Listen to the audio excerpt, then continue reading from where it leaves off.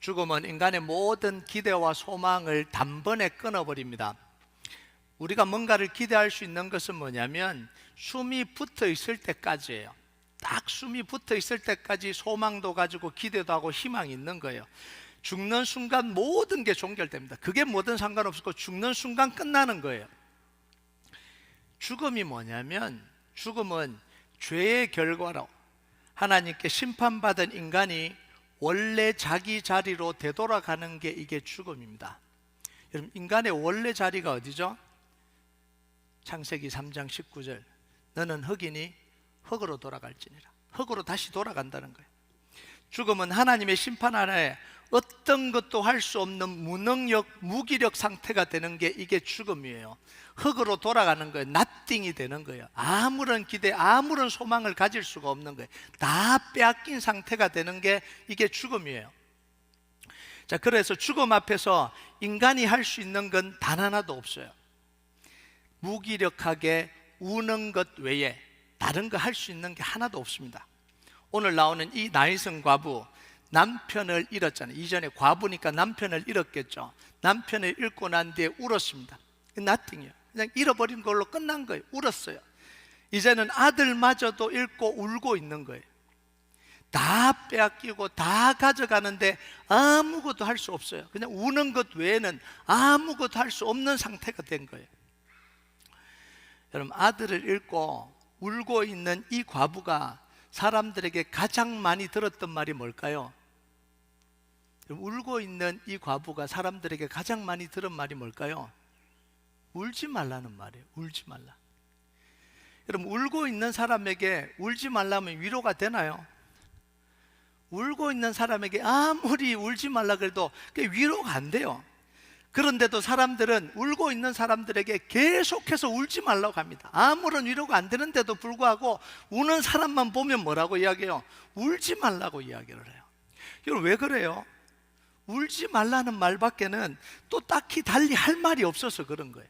이게 뭘 보여주냐면 죽음 앞에서 인간이 얼마나 나약하고 얼마나 무기력한지를 보여주는 장면입니다. 위로 안 되는 말을 계속해서 쏟아낼 수밖에 없는 이게 인간의 이 죽음 앞에서의 무기력이에요.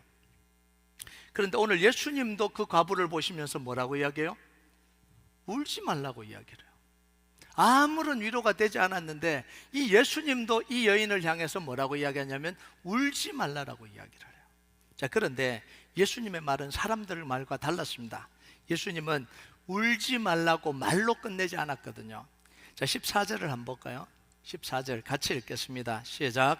가까이 가서 그 관에 손을 대시니 맨 자들이 서는지라. 예수께서 이르시되 청년아, 내가 내게 말하오니 일어나라 하시매. 예수님은 죽은 청년을 메고 가는 관을 뭐 하신 거예요? 막아버렸습니다. 더 이상 가지 못하도록 막아버렸어요.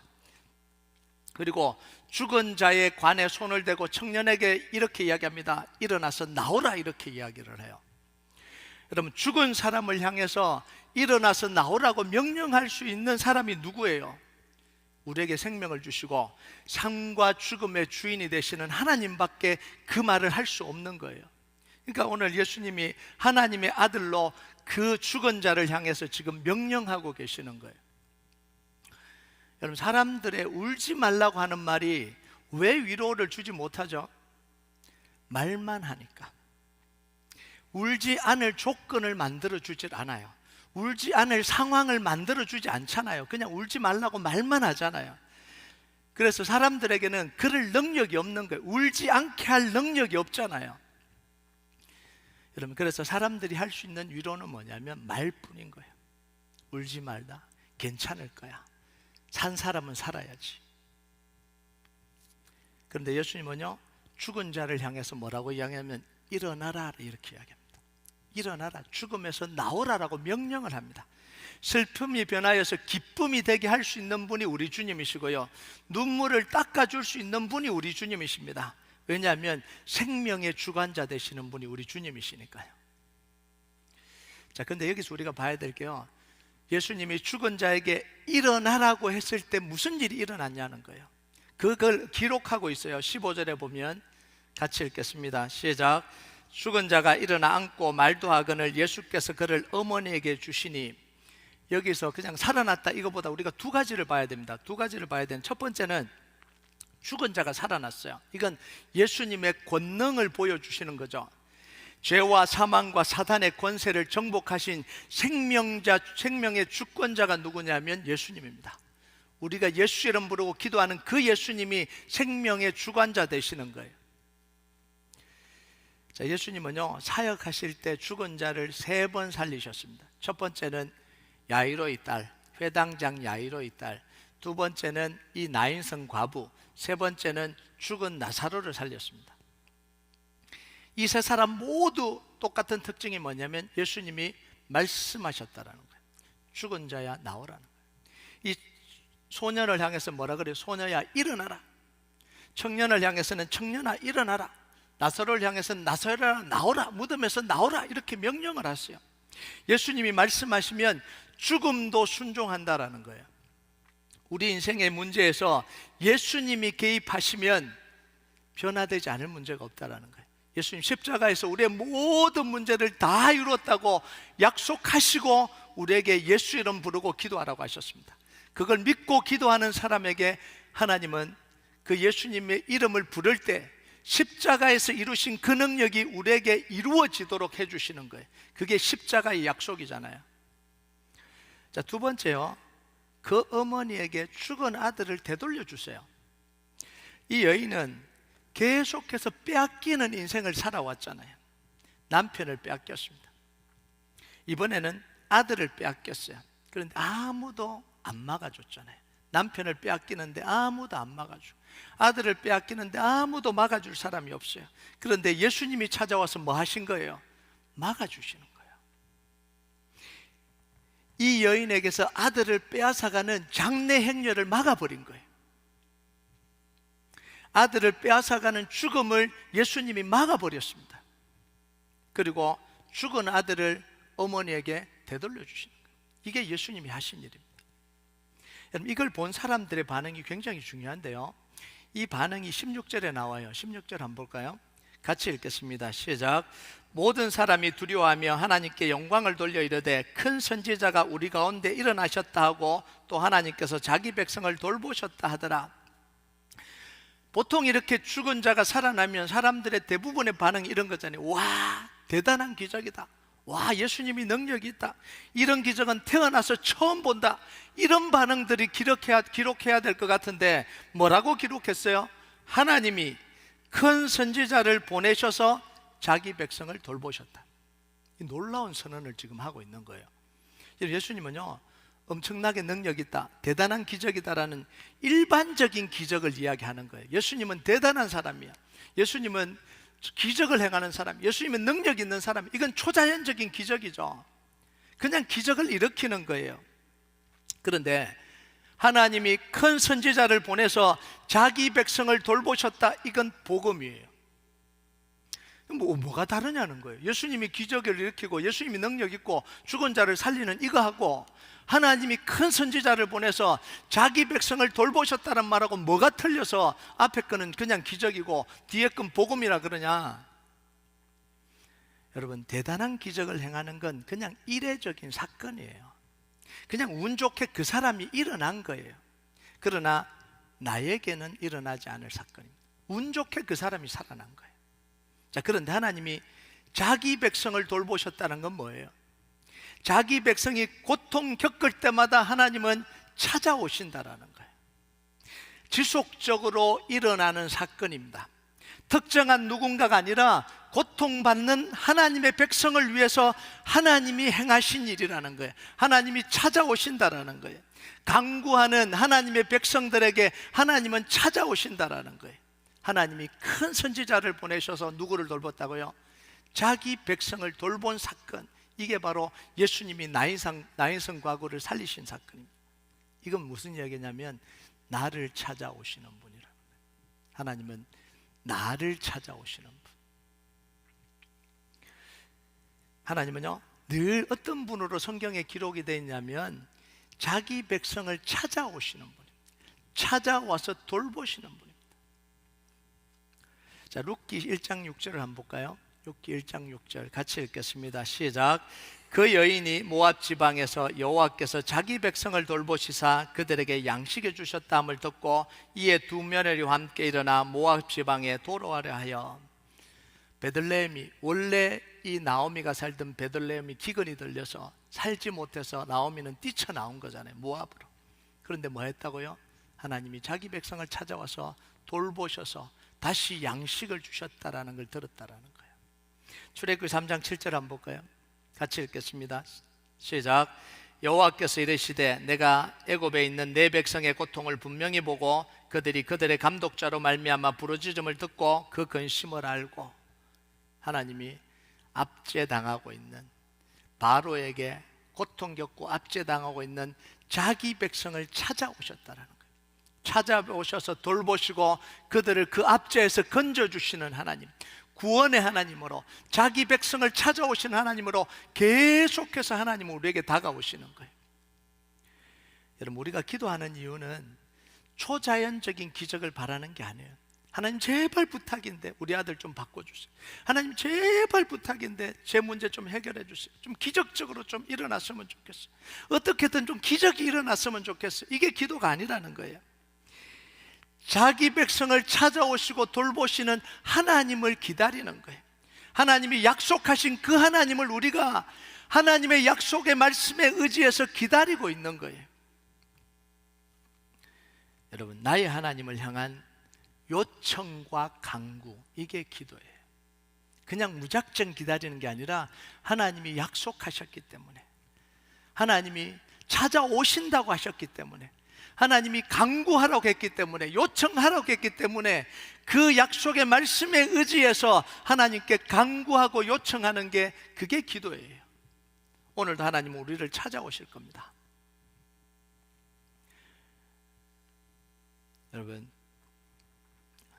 다 빼앗긴 과부가, 이 나인성 과부가 눈물 흘릴 때 예수님이 찾아오시잖아요. 예수님이 찾아오셔서 그 눈물 흘리는 자기 백성 과부를 위로하시잖아요. 빼앗긴 아들을 되돌려 주시잖아요. 빼앗긴 소망과 희망을 되돌려 주십니다. 이게 예수님이 하신 일입니다. 왜냐하면 이 여인도 하나님의 백성이니까. 하나님의 백성을 찾아온 사건이에요. 여러분, 하나님이 우리에게 주신 가장 강력한 언어가 뭐냐면 눈물이에요. 눈물이 우리에게 주신 가장 강력한 언어입니다. 두 사람이 긴장감을 가지고 팽팽하게 싸우고 있다가 한 사람이 울어버리면 어떻게 되죠? 그 긴장 다 깨져버리잖아요. 그렇게 죽일 듯이 막 토론하고 싸우다가 한 사람이 울어버리면 그 긴장 한꺼번에 그냥 다 무너져 버려요. 이게 눈물이에요. 그래서 볼테르가 이런 이야기를 했습니다. 남자가 모든 합리적인 이치를 널어놓는다고 해도 여자의 눈물 한 방울에는 비길 수 없다.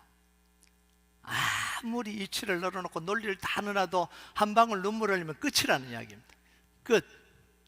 여자의 눈물은 남자의 수천 마디를 한꺼번에 무력화시킬 수 있는 게 이게 여자의 눈물입니다. 그래서 여자의 눈물을 조심해야 돼요. 조심해야 돼요.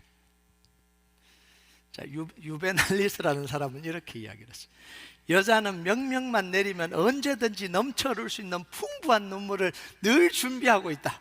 이게 무슨 이야기죠? 자기가 불리하면 언제든지 눈물을 흘릴 수 있다는 얘기예요. 언제든지 눈물을 준비하고 있다가 불리하면 그냥 명령하면 눈물이 툭 튀어나온다는 거예요. 수많은 남자들이 이 여자들의 눈물에 속아서 인생이 발목이 잡혔습니다. 이 눈물이 이렇게 파워가 있는 게 이게 눈물이에요. 여러분, 눈물은요, 하나님이 주신 가장 큰 축복이기도 하고요, 가장 큰 무기이기도 합니다. 이게 눈물이에요. 이 눈물을 어떻게 사용하느냐에 따라서 우리 인생이 달라져요. 이런 눈물을 남을 속이는데 쓸 때도 많잖아요. 이 눈물을. 그래서 사람들의 관심과 위로를 바라면서 흘리는 눈물, 동정의 눈물, 동정을 바라면서 흘리는 눈물, 자기의 방어를 위해서 흘리는 눈물, 가식적인 눈물이라고 그러잖아요. 남을 속이기 위해서 눈물 흘리는 눈물, 악의 눈물이라고 그러잖아요. 이것도 파워가 있어요. 자, 근데 하나님 우리에게 눈물을 주신 건 뭐냐면 우리의 아픔과 고통을 하나님께 다 쏟아내라고 주시는 게 이 눈물이에요. 우리가 사람에게 흘리는 눈물은요, 진정으로 위로를 못 받아요. 위로는 받아도 감정적으로 위로밖에 못 받잖아요. 말로 위로밖에 못 받잖아요. 그냥 흘리는 눈물은 사탄의 권세를 이길 수가 없어요. 흑암의 권세를 깨뜨리지 못합니다. 그런데 하나님 앞에서 흘리는 이 눈물은 헛되지를 않습니다. 위로받을 뿐만 아니라 그 눈물이 하나님의 역사를 경험하게 하는 거예요. 하나님 앞에 흘리는 이 눈물은 하나님을 만나게 하고요, 하나님의 역사를 경험하게 만드는 게 이게 하나님 앞에서 흘리는 눈물이에요. 그래서 시편 56편 8절에 보면 다윗이 이렇게 고백합니다. 같이 읽겠습니다. 시작. 나의 유리함을 주께서 계수하셨사오니 나의 눈물을 주의 병에 담으소서. 이것이 주의 책에 기록되지 아니하였나이까. 내가 흘린 눈물을 주님의 병에 담아주십시오. 이 눈물을 하나님은 기억하지 않습니까? 주님의 책에 기록되어 있지 않습니까? 그걸 통해서 다윗이 살아가요. 이 눈물로 하나님께 호소하고, 눈물로 하나님을 찾고, 눈물로 하나님을 만나면서 다윗의 그 고난과 어려움과 힘겨움을 다 이 눈물을 통해서 하나님과 함께 만나면서 이겨가는 거예요. 여러분, 그냥 흘리는 눈물은 아무런 효과가 없습니다. 그런데 예수 이름 부르고 우는 이 눈물은 능력이 있잖아요. 예수 이름 부르고, 예수 이름 부르고 우는 이 기도는 사단의 권세를 무너뜨리는 거예요. 눈물에 무너지는 게 아니라 예수 이름에 무너지는 거잖아요. 흑암의 권세가 우리가 예수 이름 부르고 눈물 흘리고 기도할 때 하나님이 역사하시는 거예요. 이 눈물이라는 건요, 사람의 마음을, 다친 마음을 여는 게 눈물입니다. 답답하다가도 눈물을 팍 터지면 마음이 확 트여지잖아요. 답답한 것들이 확 트여지잖아요. 막혀있던 것들이 올라오잖아요. 그래서 눈물은요, 가장 깊은 기도의 언어예요. 예수님은 과부의 슬픔의 눈물을 보시고 불쌍히 여기잖아요. 예수님은 한나의 눈물을 보셨습니다. 사무엘의 어머니 한나의 눈물을 보셨잖아요. 말로 쏟아낼 수 없어서 입술만 움직이고 눈물 흘리고 있는 그 여인의 답답함, 아픔, 고통을 보시잖아요. 그러면서 찾아와서 위로하시고 사무엘을 주시고 대적인 번인날을 넘어서게 만드시잖아요. 하나님은요, 두려움과 아픔으로 흘리는 에스더의 눈물을 기억하시잖아요. 자기가 두렵기도 하고 민족을 위해서 흘리는 그 에스더의 눈물을 기억하시잖아요. 그러면서 왕 앞에 나갈 때 하나님이 지켜주시고 대적인 하만을 장대에 매달게 하시고 하나님의 백성을 지켜주시는 거예요. 하나님은요, 히스기야의 눈물을 보셨습니다. 그러면서 생명을 15년을 연장시켜 주잖아요. 정말 심장이 이 창자가 찢어지도록 흘리는 그 눈물을 보시죠. 벽을 향하여, 하나님을 향한 벽을 향해서 그 눈물을 보시고 하나님은 15년 인생을 연장시켜 줍니다. 하나님은 침상을 적시고 오는 다윗의 눈물을 보시고 성령을 거두가지 않으십니다. 성령을 거두가서 사울 왕처럼 그렇게 망하도록 내버려 주지 않고 그 죄악 속에서도 다윗을 지키시고 떠나지 않은, 여러분, 자기 감정을 쏟아내지 않고 속에 가두어 두면 그게 병이 돼요. 꾹꾹 눌러서 참고 있으면 그게 독소가 됩니다. 그래서 우리의 몸과 마음을 다 병들게 만들죠. 마찬가지로요, 우리가 기도로 하나님께 쏟아내지 않으면 우리의 영혼이 병들게 되어 있어요. 답답한데 울 수 없고 막혀 있는데 하나님께 부르짖지 못하면 영적으로 무기력하게 됩니다. 무기력이 찾아와요. 왜요? 쏟아내지 못하니까, 하나님께 토로하지 못하니까 영적 무기력이 찾아옵니다. 그래서 사단은 우리로 하여금 울 수 없게 만들어요. 하나님 앞에 울 수 없게 만듭니다. 이게 사탄이 하는 거예요. 하나님께 쏟아내지 못하게 만드는 거예요. 답답하게 만드는 거예요. 냉랭하게 만듭니다.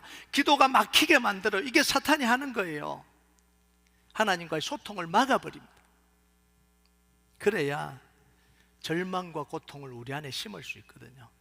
그래야 두려움과 소심함을 우리에게 심을 수 있거든요. 그래야 탐욕과 욕심을 우리 안에 심어서 지배할 수 있기 때문에 하나님과의 소통을 막아버리는 거예요. 눈물을 막아버리는 거예요. 토로하는 걸 막아버리는 거예요. 그러니까 기도할 때 답답하게 만들어버리는 거예요. 여러분, 이게 깨어지고 우리 눈물이 쏟아져야 돼요. 억지로 오르라는 이야기가 아니에요. 막혀있는 이 하나님과의 소통이 뚫려져야 됩니다. 수없이 기도하는 사람들이 기도의 자리에 나왔다가 답답함을 느끼고 되돌아갑니다. 뚫리지 않은 그 마음을 가지고 되돌아가요. 여러분, 하나님은 반드시 자기 백성을 찾아오시는 하나님이에요. 그리고 자기 백성을 돌보시는 하나님입니다. 자기 백성을 찾아오시고 돌보신다는 건 죽음에서만 건져주신다는 게 아니에요. 우리의 답답함, 우리의 영적인 이 무디어짐, 우리의 하나님과의 막힌 이 담들도 다 허물어 주시는, 영적인 소통이 일어나도록 해주시는 거예요.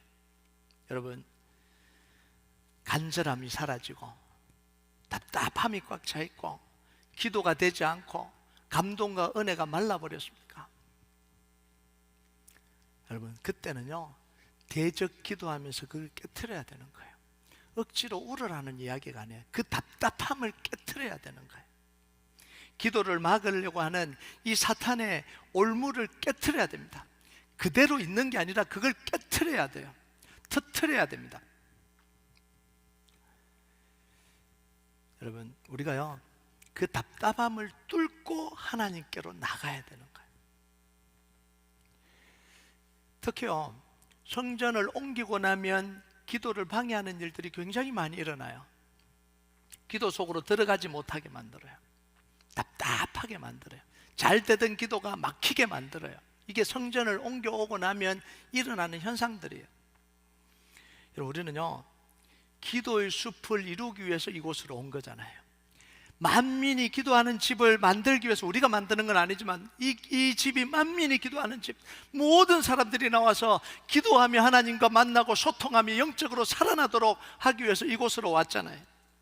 그런데 우리가 이제 한 2달, 한 1, 2주 지났는데요 2달 동안 계속해서 기도가 방해받고 있다는 느낌, 저만 느끼는 거 아닐 거예요. 계속해서 기도가 방해받고 있는 거예요.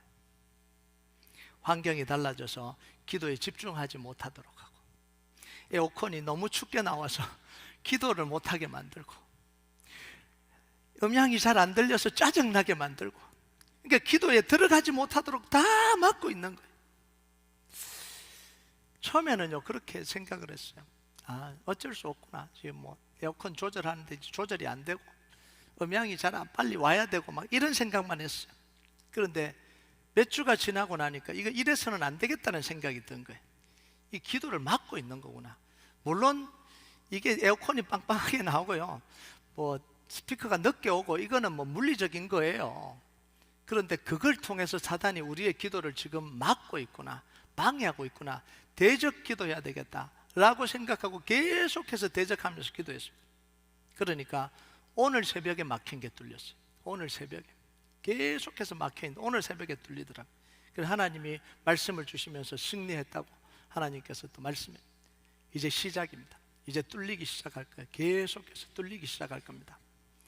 그래서 우리가요 소리가 안 들린다, 춥다, 여기 자꾸 이야기를 하다 보면 우리의 기도가 다 막혀버려요. 사단이 그걸 통해서 기도를 막아버려요. 그걸 뚫는 기도를 해야 됩니다. 그래서요 늘 대적했습니다. 이 춥게 만드는 에어컨은 안 바뀌니까 막고 있는 이 랍을 이 대적 기도에 빨리 해결할 수 있다. 이제 거의 해결돼 갑니다. 이제 이 연락이 돼서 좀 있으면 이제 셋업을 할 거예요. 미팅을 셋업할 건데 계속해서 대적하고 기도해야 돼요. 여러분, 2009년 상가로 들어갔을 때 이 답답함을 깨트리는데 3개월 걸렸습니다. 3개월. 제가 뭐 이야기를 한번 했을 거예요. 상가 2009년도에 이제 처음으로 이제 상가로 이제 덴톤에 있다가 코린토에 있다가 상가로 갔는데요. 다 넓어지고 다 좋아지고 했는데 성도들이 계속 싸우는 거예요. 찬양팀도 싸우고 막 누구는 또 왔고 교회만 오면 머리 아프다 그러고요. 누구는요 와갖고 토끼 보고 싶다고 옛날에 있던 토끼 보고 싶다고 희한한 이야기를 다 쏟아내면서 막 그러는 거예요. 그러니까 막 와서 기뻐서 막 예배하고 이래야 되는데 다 막 찡그를 원래는 집에서 찡그리다 교회 오면 화내줘야 되는데 교회 와서 찡그리고 집에 가서 화내주는 거예요. 이게 다 막고 있는 거예요. 근데 기도하는 가운데요 전 그때 처음 경험했어요. 기도하는데 하나님께서 뭘 보여주셨냐면 이 용이 우리 그 건물을 완전히 둘러싸고 잡아먹을 것 같은 이 모습을 보여주는 거예요. 아, 이게 지금 영적으로 우리를 짓누르고 있구나. 그러면서 일주일 동안 계속해서 대적 기도했습니다. 새벽마다. 근데 토요일 날 하나님께서 뭘 보여주셨냐면 우리 교회 위에서 홍해가 쫙 갈라지는 걸 보여주셨어요. 그러면서 이게 확 풀려지더라고요. 그래서 그때 깨달았습니다. 아, 성전을 옮기면서 이걸 깨트려야 되는구나. 그 깨트리는 기도를 우리가 해가야 되는구나. 2016년에 우리 캐롤톤으로서 건물을 구입하고 왔을 때도 수개월이 걸렸습니다. 그 작업을 해나가는데 수개월이 걸렸어요. 여러분 또 걸릴 겁니다. 이제 트여지기 시작했으니까 앞으로 계속해서 트여져야 돼요. 계속해서 우리가 이겨야 됩니다. 이걸 이겨야 돼요. 우리가 이기고 우리 교회가 이겨야 됩니다. 여러분 하나님이 여리고 프로젝트, 여호수아 프로젝트 왜 다 허락하셨겠어요? 왜 여기까지 오게 하셨겠어요? 기도의 역사, 말씀의 역사, 예배의 역사를 통해서 하나님이 일하고 싶으셔서 이곳까지 우리를 보내신 거예요. 그럼 우리는 뭐 해야 돼요? 이곳에서 기도의 숲을 이루어 가야 되는 거예요. 여호수아 프로젝트, 여리고 프로젝트를 이루셨다는 건 뭐예요? 하나님이 이루시겠다라는 거예요. 우리가 거기에 맞게 계속해서 대적하면서 기도해야 되는 거예요. 기도를 방해하는 대적을 물리치고 우리의 기도의 자리를 회복해야 되는 거예요. 하나님이 그 일을 반드시 이루십니다. 하나님 여러분 한번 상상해 보세요. 여기에 수많은 사람들이 나와서 예배하고 기도하고 하나님을 찾고 문제가 해결되고 하나님을 만나고 사명을 회복하는 이 꿈을 꾸고 우리가 기도해야 되는 거예요. 제가 이곳으로 오면서요 다른 게 별로 관심이 없어요. 그거 하고 싶은 거예요. 하나님 진짜 우리 성도들이 예배를 경험했으면 좋겠습니다. 하나님을 만나는 예배를 경험했으면 좋겠습니다. 그냥 많은 사람들이 와서 이 공간을 채우는 게 아니라 정말 예배를 경험했으면 좋겠어요. 하나님 기도하면서 하나님을 만났으면 좋겠어요. 말씀의 역사를 경험했으면 좋겠어요. 복음으로 인생이 좀 달라졌으면 좋겠어요. 숫자는 상관없어요. 하나님 그 역사가 우리 교회에서 일어났으면 좋겠어요. 여러분 하나님이 반드시 이루실 겁니다. 그러면서 하나님께서 무슨 마음을 주셨냐면 다시 기도의 자리를 회복하게 하라는 마음을 주신 거예요. 그래서 2025년 연말 기도의 골방을 시작한 이유가 그겁니다. 금요 능력 기도에 3번, 새벽 기도 4번. 아마 옮겨오면서 기도의 자리를 잃어버린 분들도 계실 거예요. 기도의 간절함을 잃어버린 분도 계실 거고요. 기도의 패턴을 잃어버린 분들도 계실 거예요. 다시 회복해야 돼요. 다시 회복하고 다시 하나님의 역사를 우리가 경험해야 됩니다. 그래야 교회에 다시 영적인 불이 붙어요. 성령의 불이 붙습니다. 그러면 하나님의 역사가 일어나는 거예요. 여러분 다시 기도의 자리를 회복해 가시기 바랍니다. 기도로 성부를 보시기 바랍니다. 그래서 정말 여러분들이 이 한 사람, 기도하는 한 사람, 회복시키는 한 사람이 되고 우리 교회가 이 달라스를 회복시켜가는 교회로 하나님이 쓰실 것을 믿고 믿음으로 세워지길 주님의 이름으로 축복합니다. 우리 같이 찬양하도록 하겠습니다. 이 찬양 하나님 앞에 좀 올려드립시다. 의지했던 모든 것 변해가고 억울한 마음은 커져가네. 부끄럼 없이 살고 싶은 마음 주님 아시네. 모든 일을 선으로 이겨내고 죄의 욕을 따르지 않네. 나를 구원하신 영원한 그 사랑 그 은혜 날 붙드시네. 우리가 이 고백 하나님 앞에 같이 올려드리겠습니다.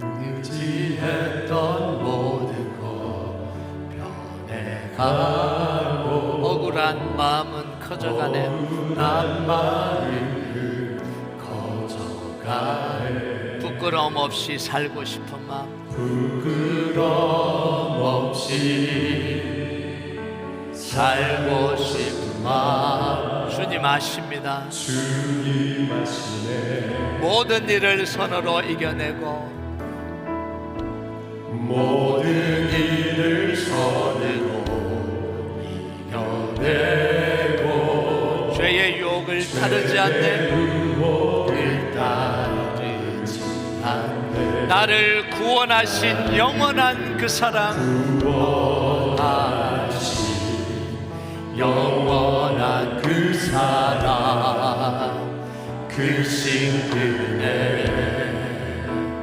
날 붙드시네. 주어진 내 삶이 작게만 보여도 주어진 내 삶이 작게만 우리 주님 우리를 찾아오십니다. 다시 주 나를 이끄신 중심을 보시는 주님만 따르네. 보시는 주님만 따르네. 날 택하신 주만을 보이는 상황에 무너질지라도 보이는 상황에 무너질 예수님이 나를 붙드심을 믿습니다.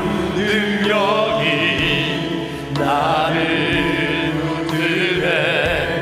보이지 않아도 주님만 따르네. 내 평생 주님을 노래하리라. 우리 다시 한번 고백합니다. 의지했던 모든 것 변해가고 의지했던 모든 것 변해가고 억울한 마음은 커져가네. 억울한 마음 하나님 앞에 부끄럼 없이 살고 싶은데 부끄럼 없이 살고 싶은 마음 주님 아시네. 모든 일을 선으로 이겨내고 모든 일을 선으로 이겨내고 죄의 유혹을 따르지 않습니다. 나를 구원하신 영원한 주님의 사랑, 구원하신 영원한 그 사랑, 그 신들에 날 붙드시네. 주어진 내 삶이 작게만 보여도 내 삶이 작게만 보여도 선하신 주 나를 이끄신 우리의 중심을 보시는 주님만 따르네. 날 택하신 주만을 보이는 상황 앞에 눈물 흘리고 무너질지라도 상황에 무너진 우리 주님 우리를 찾아와서 우리를 붙드십니다. 능력이 나를 붙드네. 보이지 않아도 주님만 따르네. 내 평생 주님을 노래하니 주어진 내 삶이 작게만 보여도 내 삶이 작게만 보여도 선하신 주님 이끄신 분에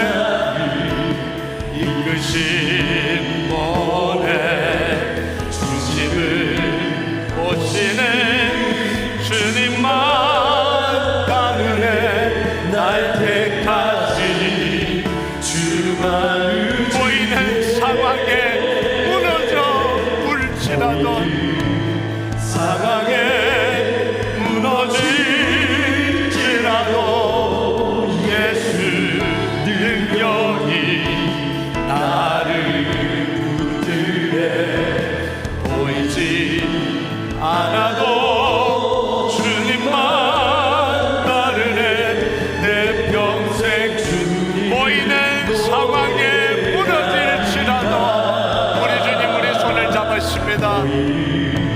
상황에